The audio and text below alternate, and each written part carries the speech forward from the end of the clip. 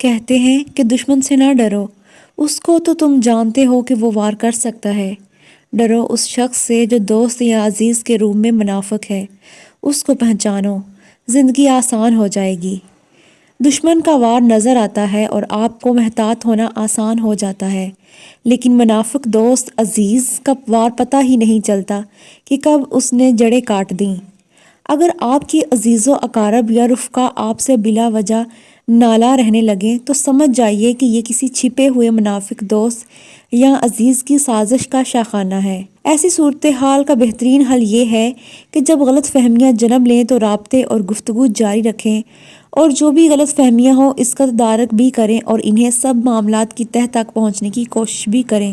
اس سب عمل میں اکثر و بیشتر منافق شخص کی شناخت ہونا ممکن ہو جاتا ہے۔ تعلقات اور معاملات میں معتدل اور محتاط رویہ بہت سی مشکلات سے بچاتا ہے۔ کسی بھی شخص پہ عجلت میں اندھا اعتبار نامناسب رویہ ہے۔ اہم اصول اپنا لیں کہ ہر سنی سنائی بات پر اندھا یقین نہ کیا جائے بلکہ خود تحقیق کی جائے، خاص طور پر جب کوئی پیچیدہ یا ناروا معاملہ زیر بحث ہو تو بتانے والے شخص کی شخصیت کو سامنے رکھتے ہوئے بات کا وزن، سچائی اور گہرائی طے کی جائے۔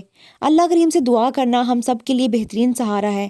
جب اللہ کریم کی مدد شامل حال ہو تو منافقین کی سب چالیں رد ہو جاتی ہے، کیونکہ قرآن پاک میں ارشاد ہے، ترجمہ، اور وہ سازشی منصوبے بنا رہے تھے اور اللہ ان کے مکر کے رد کے لیے اپنی تدبیر فرما رہا تھا، اور اللہ سب سے بہتر مخفی تدبیر فرمانے والا ہے۔ اللہ سبحانہ و تعالیٰ کے حضور دعا کی جائے کہ ہمارے تعلقات اور معاملات میں اللہ اپنی غیبی مدد شامل حال رکھے اور خاص طور پہ ہمیں توفیق دے کہ ہم منافقت کرنے جیسے قبیح فعل سے باز رہیں، آمین۔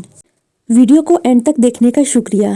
آپ کو یہ ویڈیو کیسی لگی کامنٹ باکس میں ضرور بتائیں، اور اس ویڈیو کو لائک کریں اور اپنے دوستوں کے ساتھ شیئر کریں، اور اس چینل کو سبسکرائب کرنا مت بھولیے گا۔